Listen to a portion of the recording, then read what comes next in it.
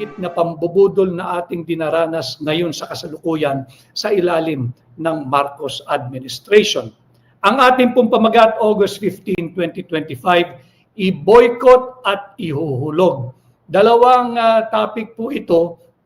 Yung i-boycott, ito po yung usapin naman doon po sa nagsalaula sa kalagayan ni Pangulong Rodrigo Roa Duterte. Alam ko, nakakatiyak ako, kilala nyo ito. Pag-uusapan natin ito. Hindi na po tayo magpapatumpik-tumpik pa. I-boycott, ito po'y tumutukoy doon sa taong kumutya kay Tatay Digong. Doon sa taong kumutya ng hamak, nagmaliit sa lahat ng DDS o yung diehard Duterte supporters.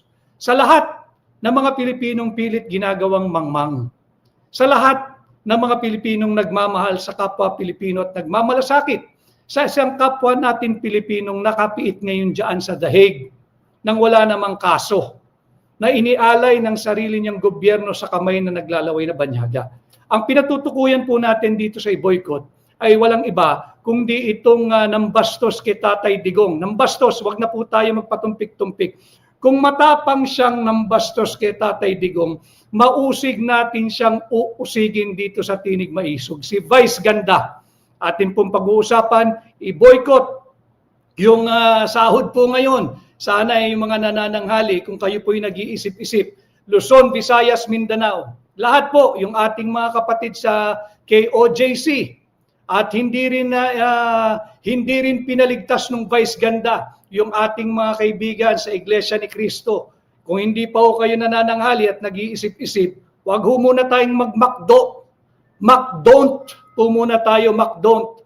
Hanggat si Vice Ganda ang endorser niyan, wag po muna tayong tumangkilik ng McDonald's. Luzon, Visayas at Mindanao, lalong-lalo na dyan sa Mindanao at sa Visayas at dyan sa Davao. Hanap po muna tayong iba. Nakahintulad o higit pang masarap dyan sa McDon't. Wag ho muna tayong mag-McDon't. Wag muna. Hanggat hindi humihingi ng sinserong patawad yung napakaangas na Vice Ganda. Wag po nating tangkilikin na McDonald's. Tangkilikin muna natin yung sariling atin. Nandiyan naman ang Jollibee. Libreng advertisement na po ito. Jollibee. Kung hindi natin maiwasan, lalo na yung mga bata. Ako, yung mga anak ko ay pakikiusapan ko rin muna. McDon't muna tayo, McDon't. Jollibee. O kaya isa pang homegrown na produkto. Yung tinatawag po nating Andox. May fried chicken na rin po sa pagkakaalam ko yung Andox eh. Kalimutan po muna natin itong McDon't. Wag ho kayong tumangkilik ng kahit anong produkto, lalo na yung sugal. Total, ang pangalan niya, Vice, bisyo eh. Hindi ho tayo yayaman sa sugal. Wag ho kayong magsugal. Wag ho kayong maniwala. Ang kumikita lang ho dyan yung Vice Ganda. Sa sugal, wala ho kayong panalo dyan. Maniwala kayo sa akin. Magbanat tayo pare-pareho ng buto, kagaya ho ng ginagawa natin araw-araw. Iwasan ho natin. Lahat po. At yung pangalawa, yung ating titulo, ihuhulog. Ito po naman ay after my own malalimang analysis, mukhang ihuhulog kung hindi pa inuhulog si Congressman Saldico ng kanyang mga karancho na nakinabang sa ating pera gamit ang 2024 national budget. Higit pa yung sinalaulang 2025 national budget na pinangalanan na ng maraming leader, maraming mga nasa akademya na yung 2025 national budget is the most corrupt national budget ever in the history of the Philippines. Unahin po natin. Mag-message po muna kayo kung anong gusto nyong unahin natin. Babasahin ko lang po yung inyong mga komento.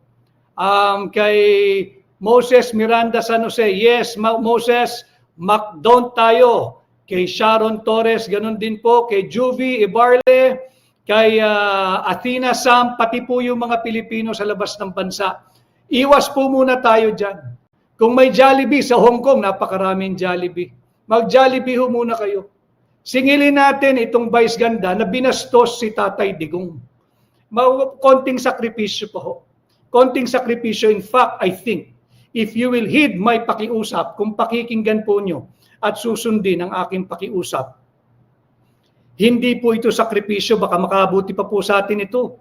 Kumain na lang po tayo ng pagkain gawa sa bahay. Wag na muna yung McDonald's po muna tayo. Iwasan natin yung McDonald's. Kung hindi natin kaya, lumipat po tayo kay Jollibee, kay Andox, Davao, yung Waxis. Wag tayong mag-McDonald's. Ipakita natin, total kinutya ang bawat Duterte diehard supporters. Hindi lamang po si Tatay Digong, hindi lamang po yung pamilya Duterte. Hindi lamang po yung mga Bisaya. Hindi lamang po yung mga taga Mindanao.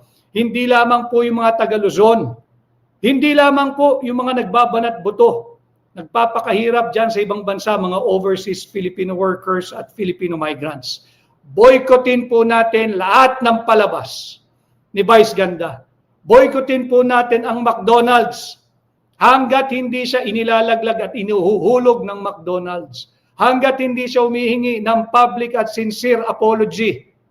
Alam mo ninyo, I feel strongly about this call to boycott Vice Ganda at lahat ng kanyang produkto. Hindi naman natin maiwasan yung iba dahil hindi naman siya yan kumikita lang siya Di ba? Pero yung McDonald's, kaya po nating iwasan yan.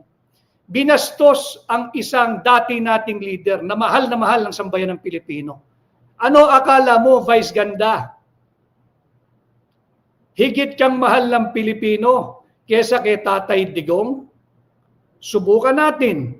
Bakit hindi ka magpakulong at tingnan mo kung magkakaroon ng malawakang kilos protesta hindi lamang sa loob ng Pilipinas kundi pati sa labas ng Pilipinas na mananawagang palayain ka. Subukan mo. Pero yung ginawa mo, you have crossed that very, very red line. Binastos mo si Tatay Digong. Para lang sa kaalaman mo, nang tumaas-taas din naman ang level ng iyong pampublikong diskurso, si Pangulong Duterte ay kinidnap. Hindi siya maaaring sabihing inaresto dahil walang arrest warrant. Hindi mo rin pwedeng sabihin para sa iyong karagdagang kaalaman at iangat natin ang iyong kamulatan sa usaping panlipunan, hindi lang yung winawalang hiya mo si Tatay Digong. Kanya siya narariyan ay siya'y kinidnap. Siya ay ginawang alay at inihandog ng sarili nating gobyerno, ang administrasyon ni Bongbong Marcos, sa kamay ng mga naglalaway na banyaga. Makinig ka dito sa ganitong ugnayan, direktang ugnayan, nang sa ganoon bago ka magmambastos ng leader ng ating bansa na pinakamamahal ng Pilipino kahit wala na sa pwesto pagkatapos ng kanyang termino, bago ka mambastos ng isang nakatatanda, ng isang senior citizen, mag-isip-isip ka muna. Kaya ang aking panawagan, nakikiusap po ako, konting sakripisyo pa, mga kasamahan ko sa bayan ng Maisog. Ang hakbang ng Maisog, yung ating mga kasamahan, sa DDS, kinutya po tayo ni Vice Ganda. Sa lahat ng taga Mindanao, lalong-lalo na sa Davao City, sa lahat ng mga Visayas, dyan sa Visayas region, at sa Luzon, sa lahat ng Pilipino, saan man pong bahagi ng mundo, i-boycott po natin si Vice Ganda, i-boycott po natin ang McDonald's. Hindi po kalabisan ang aking pakiusap sa inyo. Ipakita natin ang ating pagkondena sa pambabastos ni Vice Ganda kay Tatay Digong. Nanawagan po ako sa inyong lahat, ating mga kasamahan sa Kingdom of Jesus Christ, ating mga kasamahan sa Iglesia ni Cristo, binastos po ang ating mahal na senador, si Senador Rodante Kadante Marcoleta. Wala naman siyang pakialam doon sa ginagawang show nitong Vice Ganda. Total gusto mong magpapansin, total gusto mong sumikat, heto sa aking plataforma, higit ka pa naming pasisikatin, pati ang McDonald's. Wag ho kayong kakain ng McDonald's hanggat si Vice Ganda ay associated sa McDonald's. Doon muna tayo sa sariling atin. Jollibee, Andox, dyan sa Davao City, may Waxis. Talikuran ho muna natin yan. Mahirap naman, iniinsulto na ang ating Tatay Digong. Iniinsulto na, kinidnap na nga, ipiniit ng walang sala, ipiniit ng walang kaso. Binababoy pa ni Vice Ganda. Ipakita natin. Yung nanay po, lumalabas daw yung nanay, wag yung nanay. Ipakita natin kay Vice Ganda na tayo ay marunong rumispeto sa nakatatanda. Marunong kaming rumispeto, pero ikaw, wala ka. Walang matututunan sa iyo ang kabataan. Bastos ka. Bastos ka. Dito po muna tayo sa ihuhulog. Alam mo ninyo, yung sitwasyon ni Congressman Saldico ay walang pinagkaiba sa sitwasyon noon. Kung matatandaan nyo, this is recent history. And I'm sure marirecall ninyo, di ba? Si Janet Napoles. Di ba yung PDAF? Yung ganito rin parehong-pareho. Binago lang yung mekanismo ng pagnanakaw sa kabanating mga Pilipino. Si Janet Napoles, untouchable nung kapanahunan niya. Hindi mo paaaring magagalawin yan. Di ba, nung sinabi nga niya, pag ako kinantinin niyo, babagsak ang gobyerno ni Noynoy Aquino. Ni dating Pangulong Noynoy Aquino, di ba yan yung mga kataga na binibitawan ni binibining Janet Napoles nung kapanahunan niya. Subalit ano ho nangyari? Nung mainit na yung issue ng pork barrel, nagrarally din po ang Pilipino, yung kagaya po ng aming grupo, yung Quezon City Trial Lawyers League, we participated yung rally kontra sa baboy, yung kontra pork barrel. Sumali po yung Quezon City Trial Lawyers League diyan sa rally sa Rizal Park. Nandun po ang mga opisyal at miyembro ng Quezon City Trial Lawyers League. Sumali po tayo sa pagkilos. Wala pong pinagkaiba yan. In fact, sa ilalim ng pamumuno ni Speaker Martin Romualdez, at ni Congressman Saldico, dating chairman ng appropriation, minaster po nila, pinilit nilang minaster kung paano maiwasan yung prohibition ng PDAF. No? Pinalawak nila at nauwi nga, ito talaga tinira. Linapastangan ang ating taunang national budget. Lalong-lalo na yung most corrupt ever 2025 national budget. Si Saldico, yung dating chairman ng Committee on Appropriation, kung hindi mo pa nakikita ang linaw-linaw na, kung hindi mo pa nararamdaman, amin kang gagabayan. Kung hindi ka pa ihuhulog, baka nahulog ka na. Or in the reverse, kung hindi ka pa inihuhulog o kung hindi ka pa hulog, ihuhulog ka na. Paliwanag ko. Kumpara ninyo yung panahon ng Janet Napoles na ngayon ay nakapiit. Di ba? Dahil sa PDAF. Kumpara nyo yung panahon niya at yung mga kaganapan ngayon pagdating po sa korupsyon, sa kurakot, sa pagnanakaw, sa anomalya. Pareho po mas malala pa nga yung ngayon. Kung yung Janet Napoles na matapang na nagsabi noon, hindi nyo ako pwedeng kantiin. Untouchable ako. Babagsak ang gobyerno pag ako'y hinipo ninyo. O ano hong nangyari? Laglag. Nakakulong. Convicted. Si Saldico, hindi malayo po ito. Bakit? Meron po akong nabasang isang nagsisirculate sa online. Kitang-kita naman po Malinaw na malinaw. Hindi po ito yung Jin. May nag-message. Malinaw na malinaw. Hindi po siya hari. Malinaw na malinaw, ilalaglag. Ilalaglag kung hindi pa inilaglag na, ihuhulog kung hindi pa hulog na si Congressman Saldico. Sabi po nung nag-post sa isang umiikot na post sa social media, para lang may kredito doon sa nag-post, yung Cesar Rio Pascual. I have to mention him. We have to give credit where credit is due. Hindi naman po tayo hijacker o magnanakaw ng mga ideya. No? Yung Cesar Rio Pascual, magandang tanghali po sa inyo kung nasa Pilipinas man kayo.